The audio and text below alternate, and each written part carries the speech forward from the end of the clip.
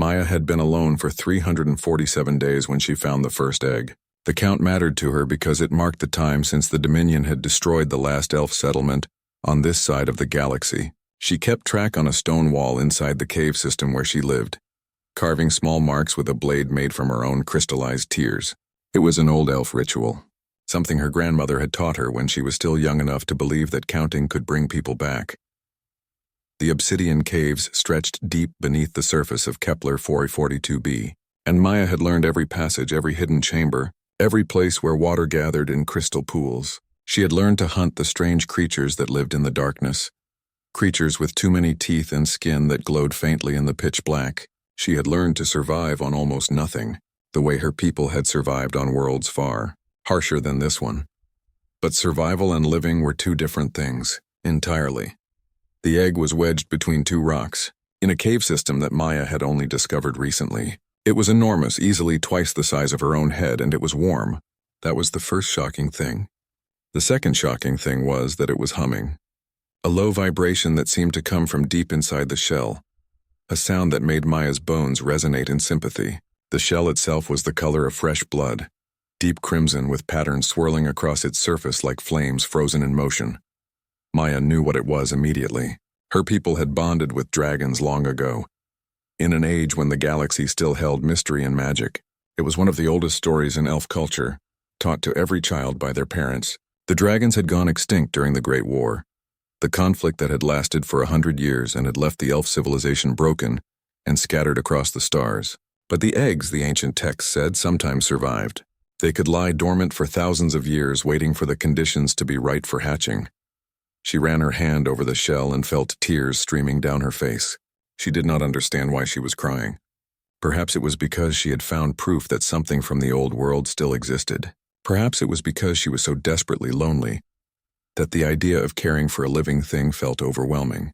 Perhaps it was simply because she was alive, and this egg meant that she was not the only one in this universe anymore. Maya spent the entire night moving the egg to her main shelter. It took hours.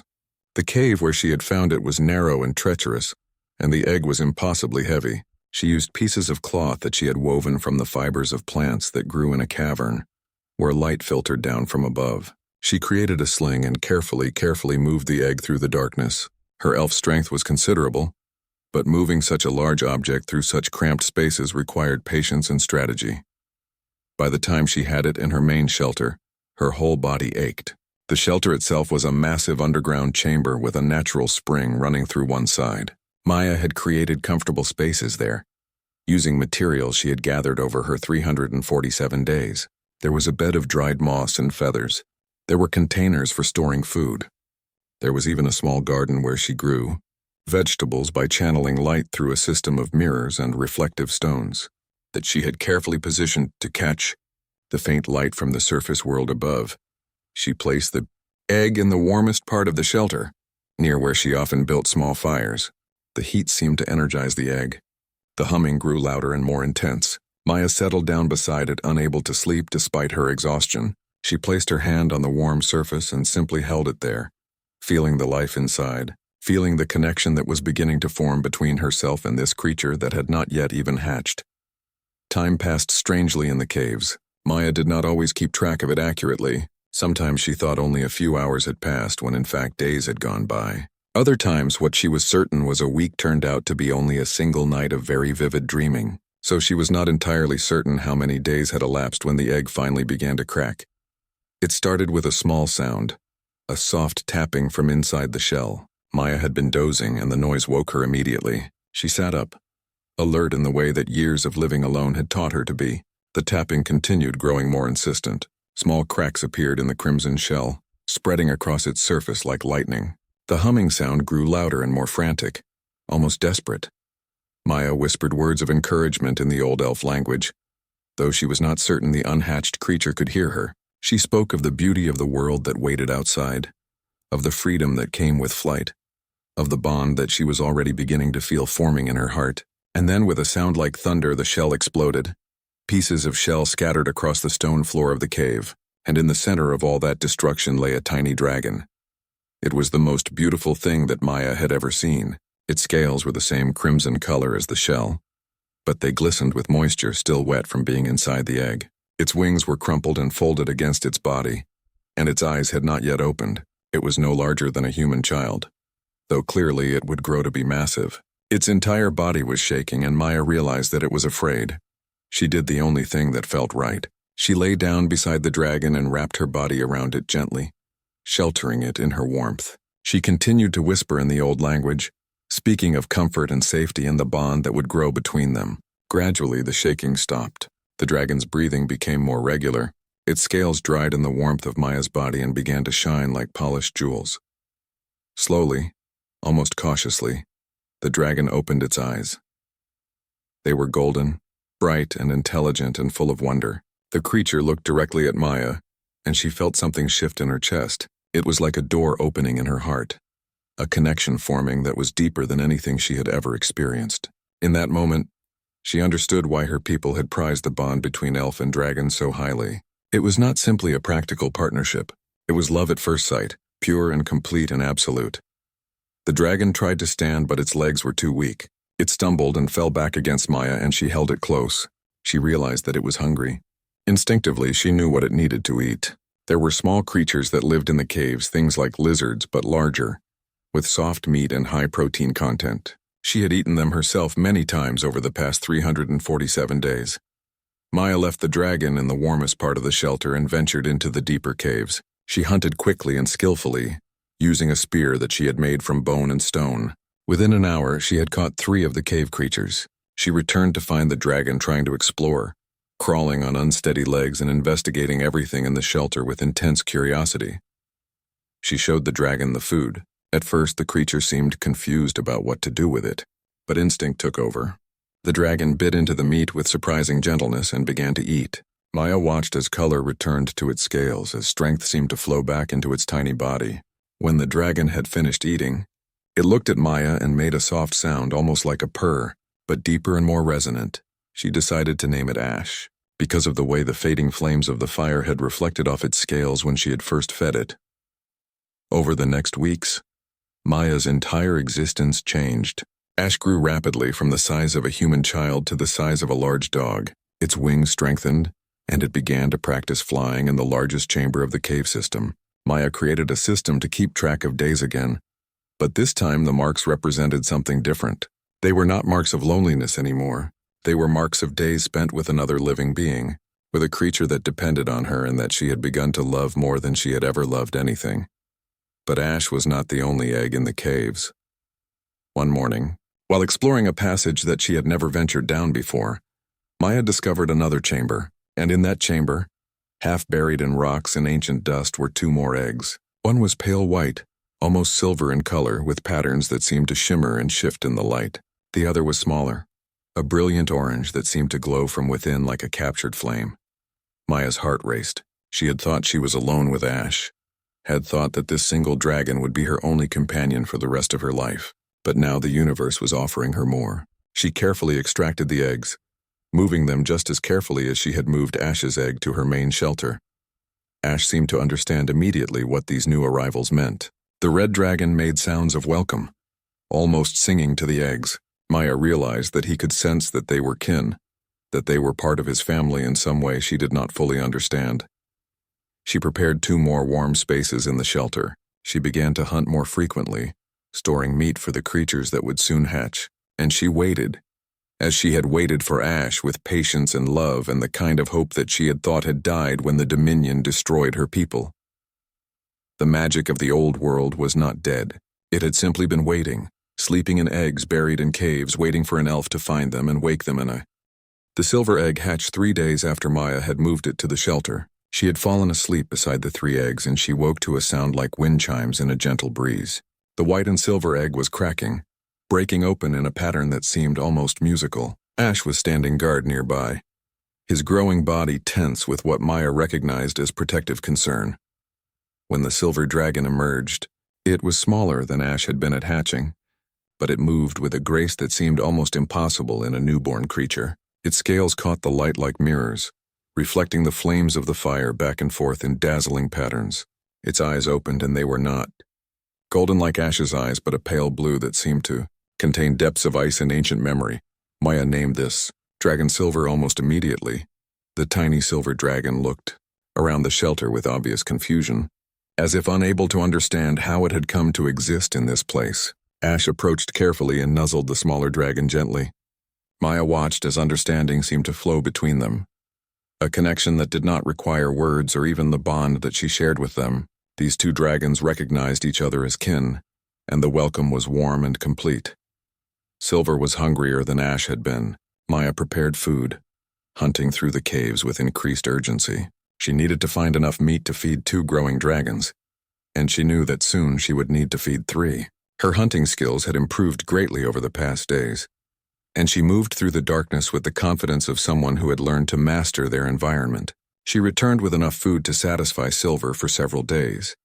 But feeding the dragons was only one of many challenges that Maya now faced. She needed to teach them how to hunt for themselves. She needed to strengthen their wings and prepare them for the day when they would be able to fly. She needed to maintain the bond that had formed between herself and each dragon, nurturing it carefully so that it would grow and deepen over time. During the day, Maya spent hours with Silver, teaching the young dragon the same lessons she had been teaching Ash. She showed Silver how to move with proper coordination, how to use its wings to generate lift, how to read the air currents in the cave system. Silver learned quickly, almost too quickly, as if some part of its ancient nature knew instinctively what it needed to do to survive.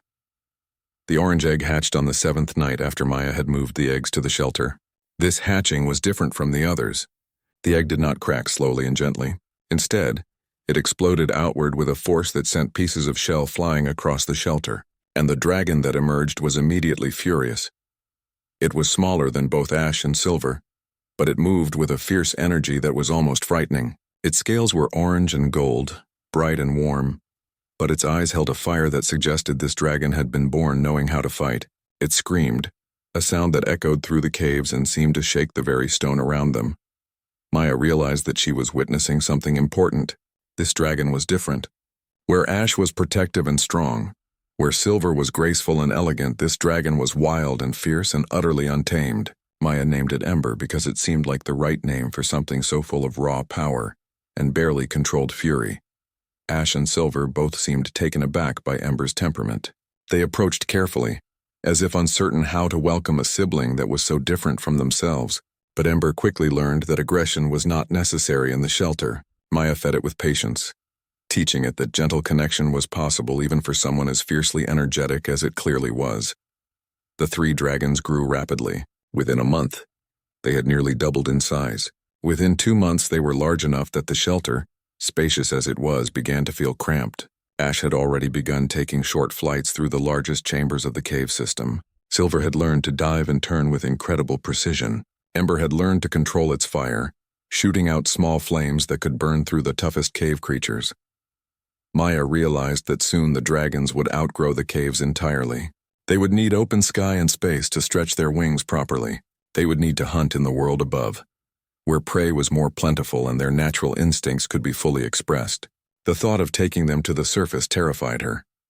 On the surface, the Dominion might still be searching for survivors. On the surface, there were weapons and hunters and technologies that could potentially harm her dragons. But keeping them in the caves would be cruel, restricting their growth and preventing them from becoming what they were meant to become.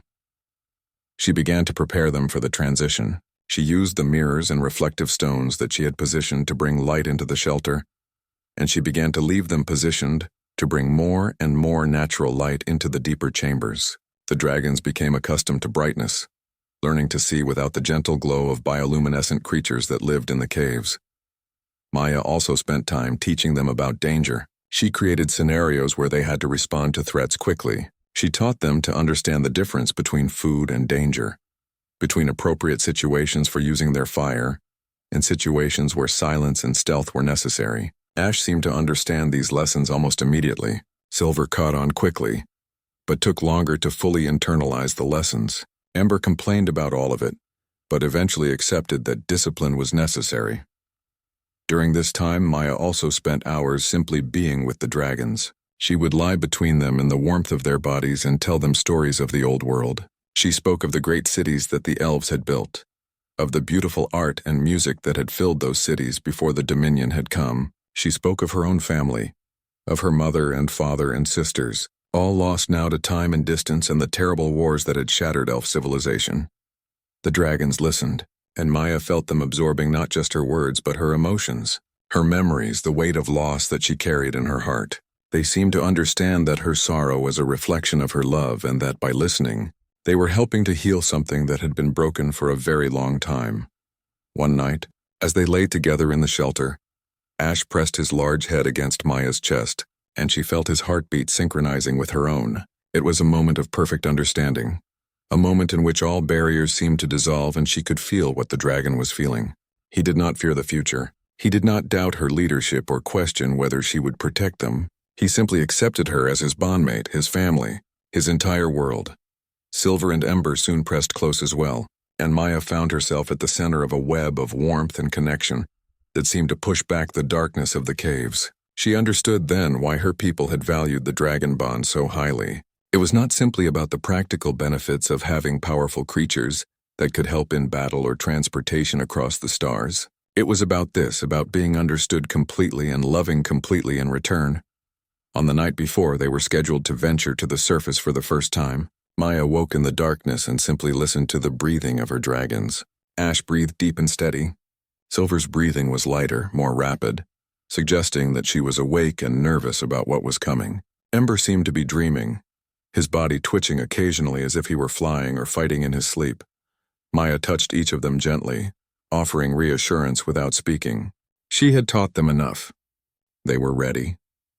And more importantly, she had realized that whether they were in caves or on the surface, whether they were surrounded by danger or safety, what truly mattered was that they were together. The dragons had given her something that 347 days of loneliness had seemed to suggest was impossible. They had given her family. They had given her purpose.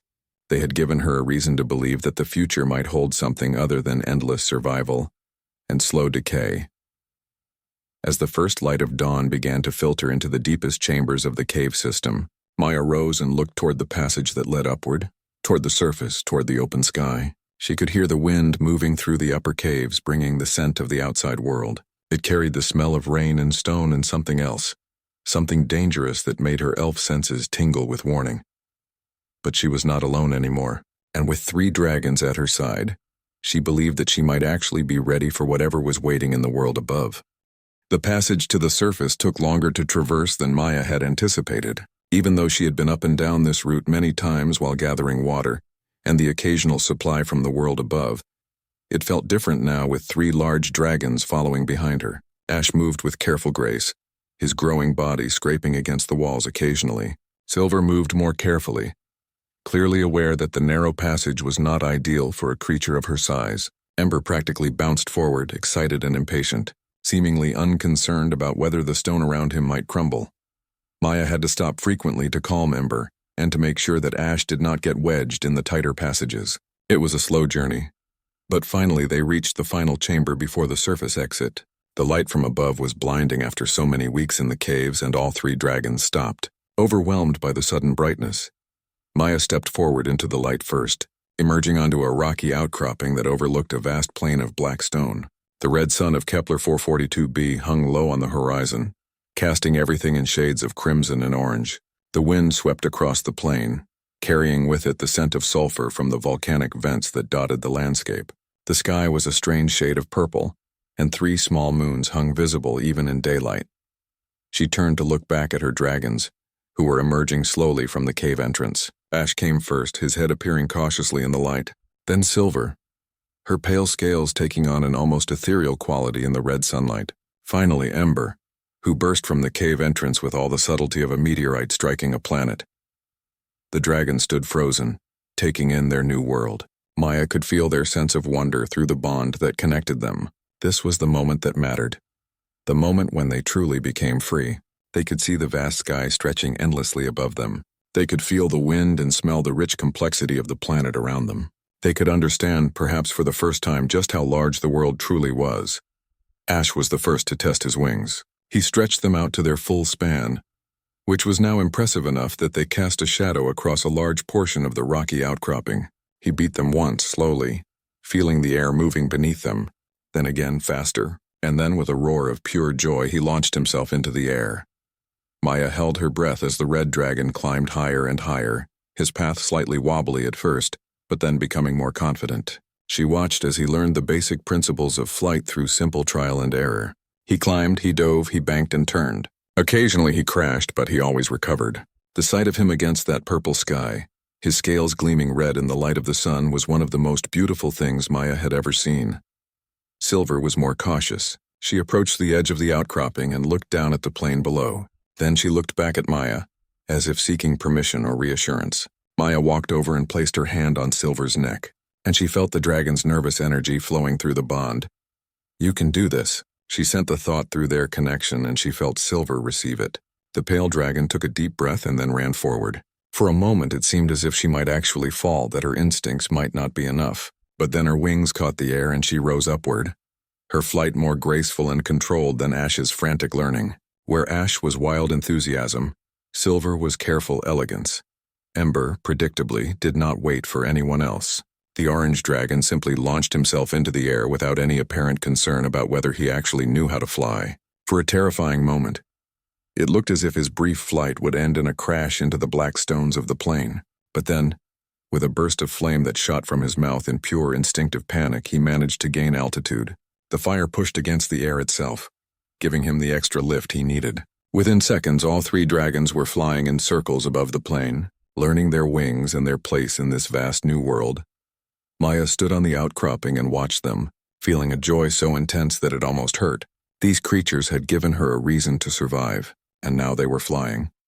Truly flying, becoming what they were meant to be. She knew in that moment that she would do anything to protect them, that she would sacrifice anything to keep them safe.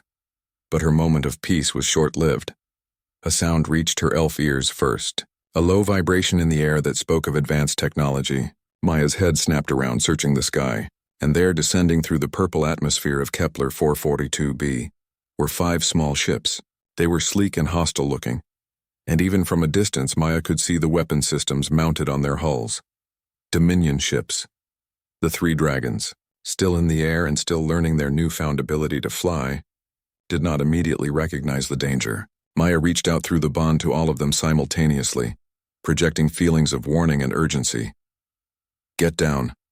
She sent the thought with all the force she could muster. "The ships are weapons. Get down now." Ash understood immediately.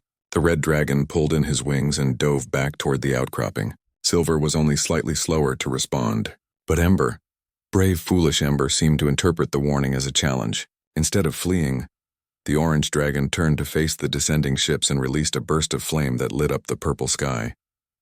Ash crashed back onto the outcropping, nearly knocking Maya off her feet as he hit the ground hard. Silver landed more gracefully, but her movements betrayed panic and confusion. Ember continued to climb, climbing toward the ships, climbing toward a confrontation that Maya knew he could not possibly win. The Dominion ships opened fire. Maya felt the impact of that moment like a physical blow. The weapons of the Dominion were designed to pierce armor and destroy advanced technology, and they were completely inadequate against the biology of a living dragon, but they were also powerful. And Ember took one blastful on his left wing. The young dragon screamed, a sound of pain and rage that echoed across the plain. He fell, his wing damaged and unable to support his weight. Maya did not think about what she was doing. She simply ran, her elf legs carrying her faster than any human could move, and she positioned herself directly beneath Ember's falling body. The impact nearly crushed her, but her elf strength and training allowed her to catch the dragon and guide it back to the ground without killing him. Ash was already moving. The red dragon took to the air again, but this time his flight was purposeful and aggressive. He flew at the nearest Dominion ship, his mouth opening to release fire. Silver followed, her elegant movements becoming lethal and precise. The 2 dragons attacked in perfect coordination, clearly understanding without discussion how to work together against a common enemy. Maya knelt beside Ember, assessing the damage to his wing. It was bad, very bad. Bone was broken, and the membrane that held his fire was damaged. He would not be flying again soon. She turned her attention back to the sky, watching as her 2 dragons fought against 5 ships. Ash's fire was wild and destructive, but sometimes he missed, or his flames were not quite hot enough to pierce Dominion shielding. Silver's attacks were more precise, but she seemed to understand her limitations and fought defensively. focusing on keeping the ships away from Maya and Ember, rather than trying to destroy them. Then one of the Dominion ships changed its targeting. Instead of focusing on the dragons, it turned its weapons toward the ground, toward where Maya knelt beside the injured Ember. Maya saw it happening, saw the weapons charge, and she threw herself over Ember's body. The blast struck her full on. Even with her elf durability and natural resistance to energy weapons, the impact sent her flying backward. She felt pain explode through her entire body as she hit the black stone of the plane. Her vision filled with stars and then darkness. She heard Ash roaring, heard Silver shrieking, heard the sound of Dominion weapons firing. She thought she heard explosions, but she could not be certain. The darkness was pulling at her, dragging her down toward unconsciousness, and she could not fight it anymore. Her last coherent thought before everything went black was a simple one. At least she had learned to love again. At least she had experienced what it meant to care for something other than her own survival. Whatever happened now, at least she had had that. Maya woke to pain and the sound of rain. Her body felt like it had been broken into pieces and reassembled incorrectly. Every breath sent sharp stabbing sensations through her ribs. Her left arm would not respond to her commands. Her head pounded with a deep throb that made it difficult to think clearly. She forced her eyes open and found herself staring up at a gray sky. Clouds hung low and heavy, and rain fell in steady drops that landed on her face and ran down her temples. She was lying on the black stone of the plain, and as memory began to return, she tried to sit up. The movement sent waves of fresh agony through her body. She gasped and fell back down, her breath coming in ragged bursts. She had been hit by a Dominion weapon.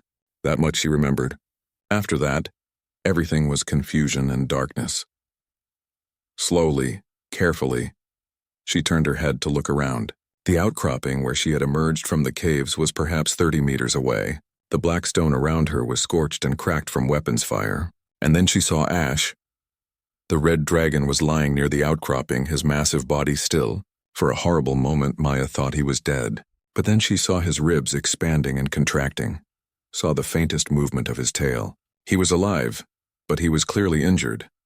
She tried to call out to him through the bond, but the connection felt distant and confused. She could sense his pain, could sense his worry, but she could not seem to communicate her own thoughts with any clarity. It was as if the blast had damaged her ability to properly connect with the dragons.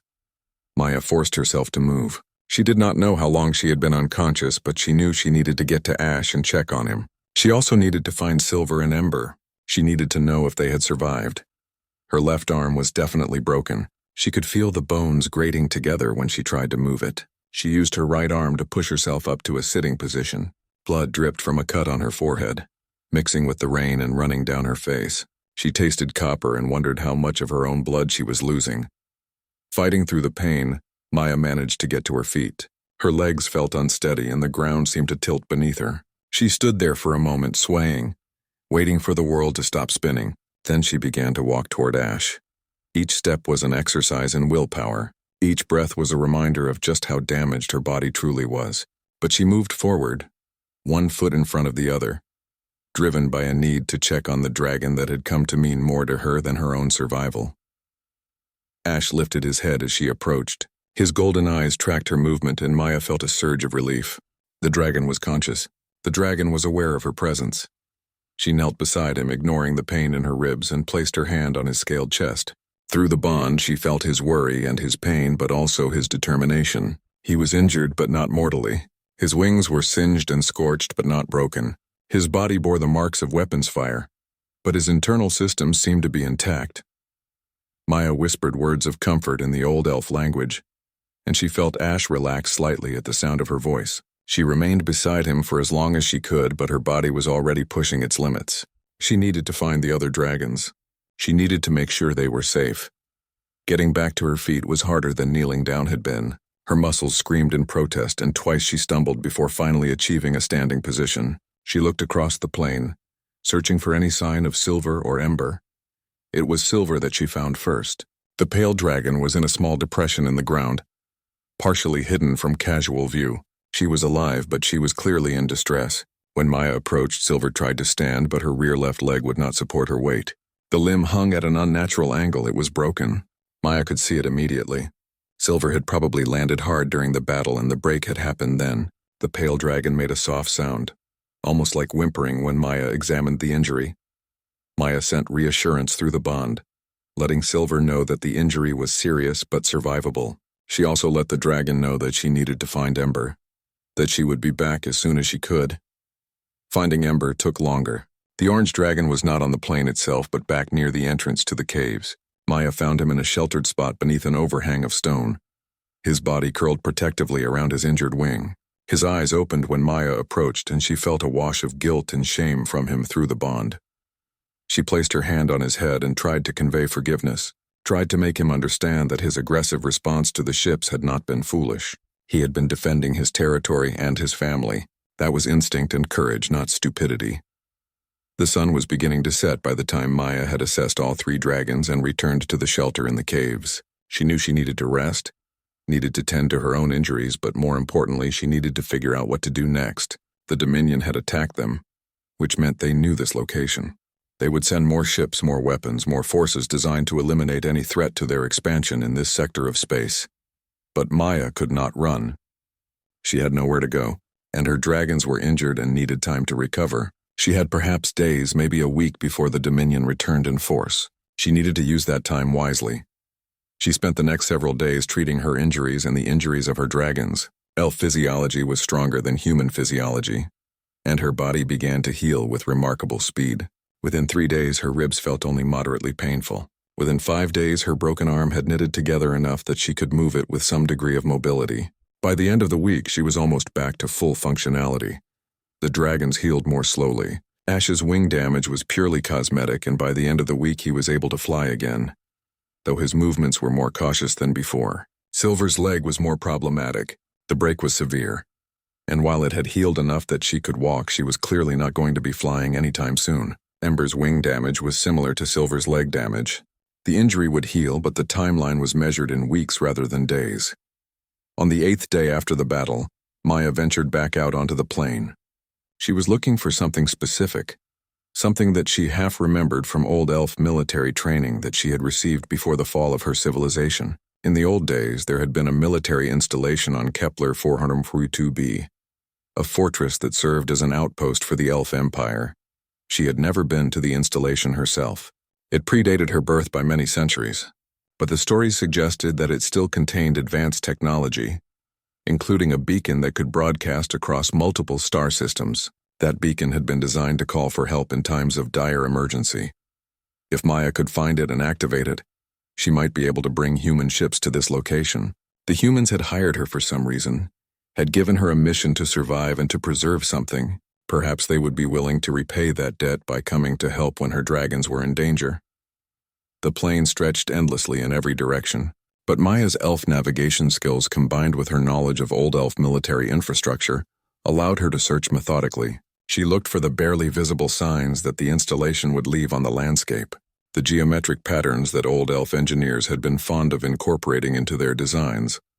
On the 9th day, she found it. Buried beneath centuries of volcanic dust and rock, partially covered by the black stone of the plain, was the entrance to an ancient elf fortress. The metal door, shielded by the best preservation techniques that the old elf scientists had developed, was still intact and still functional.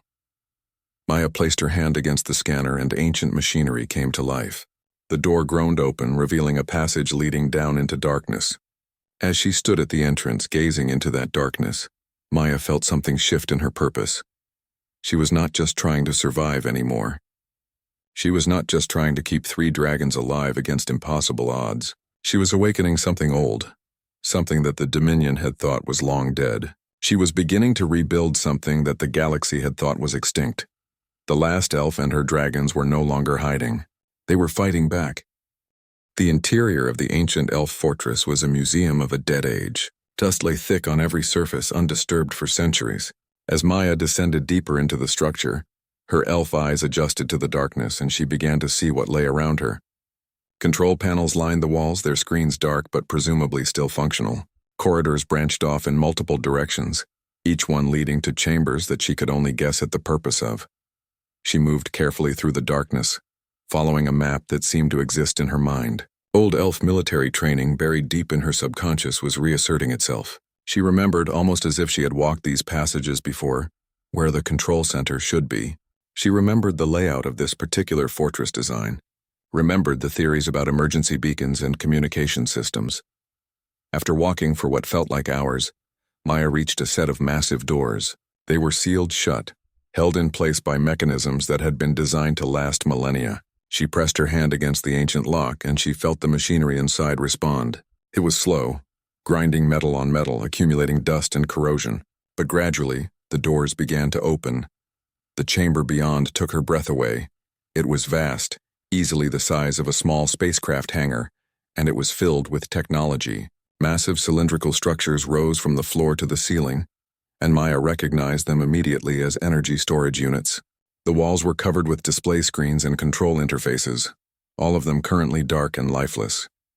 In the center of the chamber, elevated on a raised platform, was a device that Maya recognized instantly as an emergency beacon.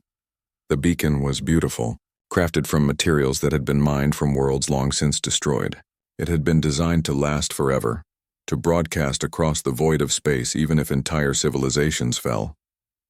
It was the kind of thing that the old elf engineers had been famous for. Technology so advanced that even the humans in the present day struggled to understand how it worked. Maya approached the beacon slowly, reverently, as if she was approaching an altar in a sacred temple. She placed her hands on its surface and felt the familiar tingle of old elf technology responding to her touch. The device recognized her as an authorized user, recognized her genetic heritage as elf. She did not activate the beacon immediately. Instead, she explored the chamber further, looking for information about what was happening in the galaxy. There was a large control panel near the entrance, and Maya worked at it until screens began to flicker to life. They displayed star charts and battle maps and communication logs that dated back more than a century. What she learned made her heart sink and then rise again in alternating waves of despair and hope. The Dominion had indeed conquered 17 star systems. The elf civilization had not just fallen, it had been hunted to extinction. There were no more elf strongholds anywhere in the known galaxy, but that was not all the information revealed. There was a human faction that had been fighting against the Dominion in secret, conducting raids and sabotage operations aimed at disrupting Dominion expansion. This faction called itself the New Alliance, and they had been trying for years to find a way to strike a decisive blow against the Dominion's forces. More importantly, there were still human colonies scattered across the galaxy, colonies that would support anyone willing to fight the Dominion.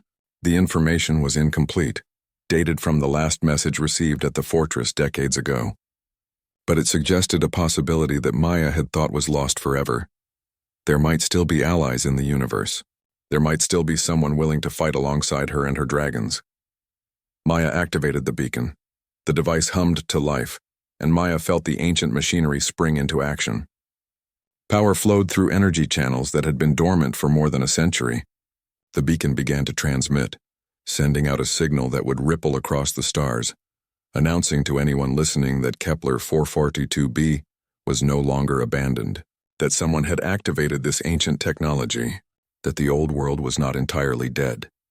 The signal would take weeks to reach the nearest human settlements. It would take months to reach the farther colonies. But once it was received, there would be response. There would be hope. There would be the possibility of change. Maya left the chamber and made her way back to the surface. She knew that activating the beacon had made them targets. The Dominion monitored elf technology signatures, and when they detected this beacon, they would send forces to investigate. It was possible that they would send forces immediately, would divert ships from other sectors to come to Kepler 442b and destroy whatever was responsible for that transmission. But Maya was no longer afraid of that prospect. She had resources now. She had ash and silver and ember. She had an ancient elf fortress with technology that she was only beginning to understand. She had the knowledge that the universe still held pockets of resistance, places where the Dominion's control was not absolute. When she emerged from the fortress, she found all three dragons waiting for her.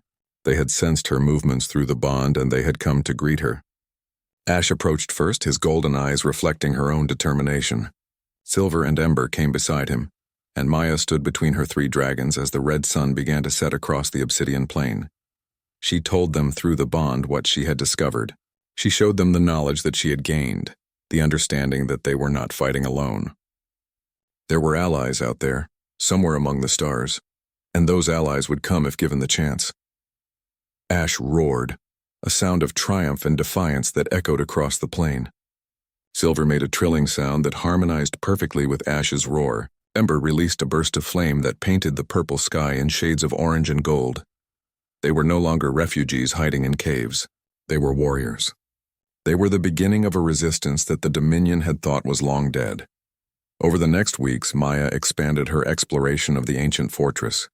She discovered weapons systems still capable of defending the installation. She found food storage areas with supplies that had been preserved in stasis fields. She discovered communication systems that would allow her to coordinate with human ships once they arrived. She also began to train her dragons more intensively. Ash learned tactical flight patterns, learned how to coordinate his attacks with Silver and Ember. Silver, despite her injured leg, learned how to provide support and defensive coverage. Ember, fierce little Ember, learned patience and discipline.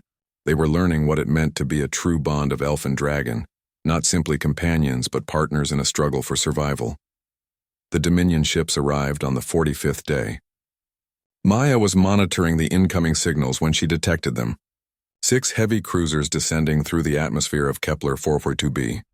They were massive, far larger than the interceptors that had attacked before.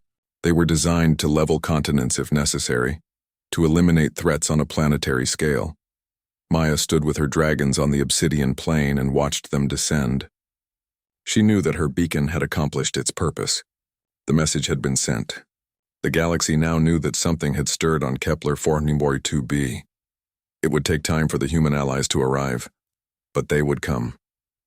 The Dominion could destroy her dragons, could destroy the ancient fortress, but they could not stop the signal from having been sent. She could not stop hope from spreading through the galaxy like wildfire.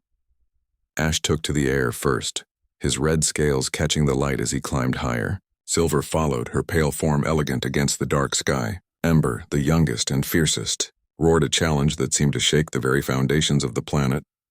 Maya stood on the black stone and watched her dragons begin their assault against the Dominion ships. She knew that this would not be the final battle. This was merely the beginning. There would be more ships, more weapons, more forces sent to destroy them, but there would also be allies arriving. There would be human fighters and soldiers willing to stand beside an elf and her 3 dragons. There would be hope finally after so many centuries of darkness.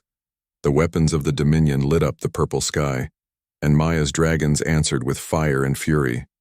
As the first explosion bloomed in the atmosphere above Kepler 442b, Maya felt something settle into her heart. She was no longer alone. She would never be alone again. She had her dragons, and soon she would have allies. Soon the universe would begin to remember why it had once feared the combination of elf magic and dragon fire. The age of extinction was over. The age of resistance was beginning. And Maya, the last elf in this sector of the galaxy, would lead the way.